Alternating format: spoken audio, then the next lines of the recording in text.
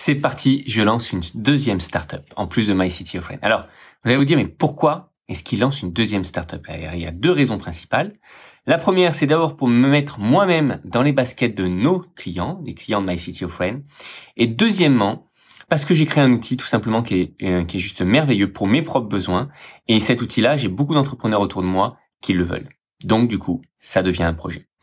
On va structurer ensemble cette nouvelle idée de startup et je vais vous montrer quel est le process par lequel je passe moi-même et comment éventuellement vous pouvez l'appliquer pour vous.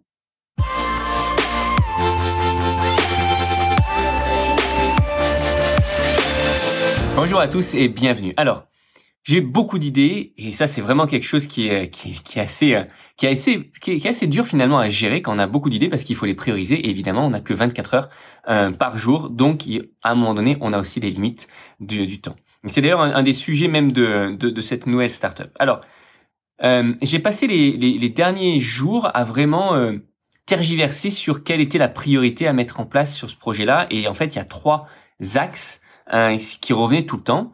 Le premier axe, c'était de développer de nouvelles fonctionnalités parce que maintenant que j'utilise mon propre produit, j'ai plein d'idées, j'ai plein de choses que j'ai envie de faire, etc.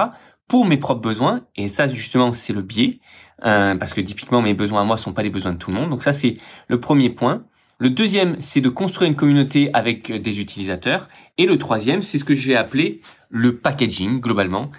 C'est comment on va créer tout ce qui va être autour du produit pour que les gens en aient une bonne perception et que l'on puisse attirer des utilisateurs qui soient dans notre cible. Alors, comme je vous disais, il faut prioriser. Et typiquement, développer de nouvelles fonctionnalités, c'est clairement pas la priorité. On va rester sur les fonctionnalités essentielles, même si j'ai plein d'idées en tête, même si j'ai plein de choses que j'ai envie de faire, de partager. Je suis clairement super excité avec ce nouveau projet-là parce que c'est passionnant.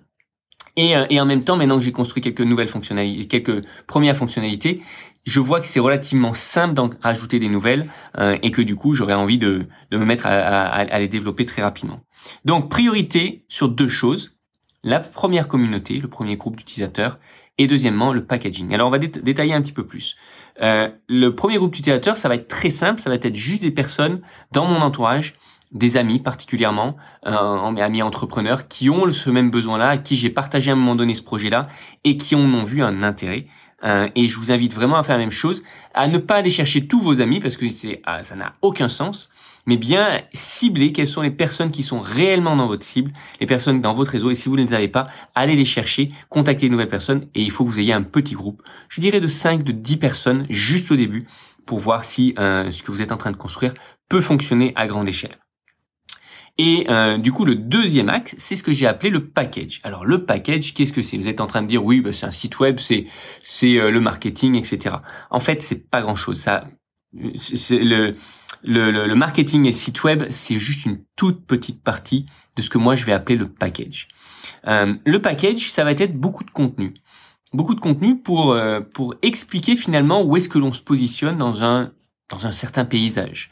Donc ça va être des vidéos, des articles, etc. sur les solutions alternatives.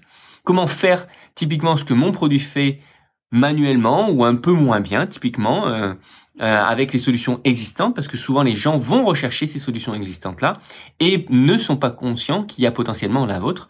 Donc la première chose à faire, ça va être vraiment de créer beaucoup de contenu là-dessus. Alors, je vous ai pas dit, mais en fait, si je vous ai dit dans de précédents épisodes, mais la solution en question, la startup en question, c'est Marketing Automation Ninja, qui va venir non seulement enseigner comment faire du marketing automation, mais particulièrement avec un tout premier outil, qui est un outil de processing vidéo automatique, où on pose en fait un fichier vidéo dans un dossier Dropbox, dans un dossier Google Drive, et automatiquement, il y a des processing qui se font, il y a tout un tas d'incrustations, des intros qui sont ajoutées, des outros qui sont ajoutés, et ces vidéos-là, une fois processées automatiquement, peuvent être publiées automatiquement sur YouTube et d'autres channels. Et ça prépare également des vidéos sur Instagram. Sur Instagram, on peut pas publier de manière automatique, mais en tout cas, ça prépare les vidéos bien formatées au bon format pour Instagram. Voilà, quel est le vrai sujet de cette deuxième startup. Alors du coup, le but, c'est dans ce package-là, c'est parler des solutions alternatives. Et là, je vais parler de plein d'autres solutions. On en reparlera dans d'autres épisodes, mais Auphonic, etc., qui permettent de faire des choses un petit peu similaires, mais pas aussi avancées.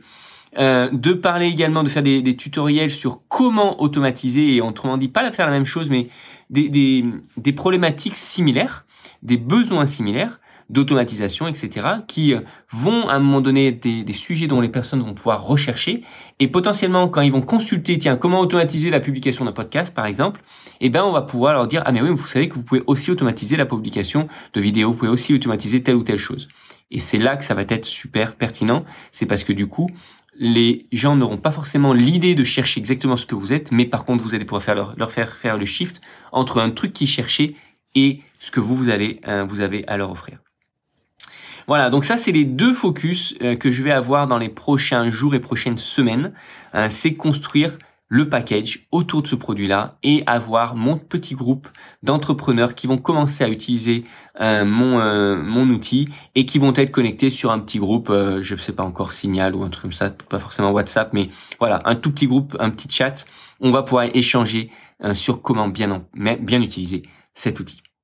Je vous inviterai, si vous êtes en phase d'idéation, à faire globalement la même chose. Ne faites pas un vrai focus sur votre produit. Ayez un truc ultra minimaliste en termes de produit, voire faites la fonctionnalité du produit manuellement et essayez de construire cette première communauté. Juste de 5 ou 10 personnes, ça suffira amplement. Voilà, je vous souhaite une très belle journée. J'espère que ce partage d'expérience dans les baskets d'un fondateur vous plaît et je vous retrouve très très vite pour vous en partager encore plus. À très vite.